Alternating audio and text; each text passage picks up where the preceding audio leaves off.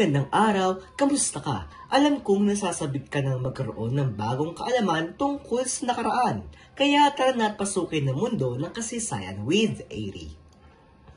Ngayong araw ay tatalakayin natin ang pinakaunang babae na nakapasa sa National Bar Examination at simbolo bilang pioneering female senator. Siya ay si Tecla Sanz Andres Ziga na pinanganak noong Agosto 23, 1906 sa Nueva Caceres o Naga City sa Kasakuluyan. Siya rin ang babaeng nagpatunay na hindi lang gawaing bahay ang kayang gawin ng mga kababaihan, sapagkat ang turing ng mundo noon sa mga babae ay para lang sa bahay. Bagkus, si Tecla ang isa sa mga babaeng sumira sa tradisyonal na pamamaraan noon.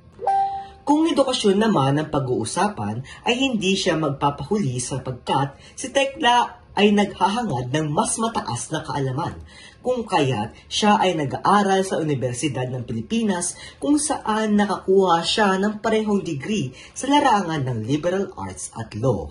Dagdag pa rito, ang porsyento ng kanyang puntos ay umabot sa 99% at itinalagang prodigy at bumagsak sa paniniwalang mas magaling ang kalalakihan sa bawat larangan.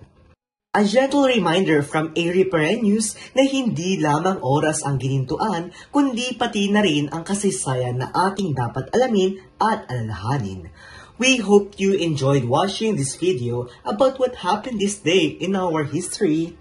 Don't forget to tune in to our next videos and follow our club's social media accounts. See you again in our history with Airy.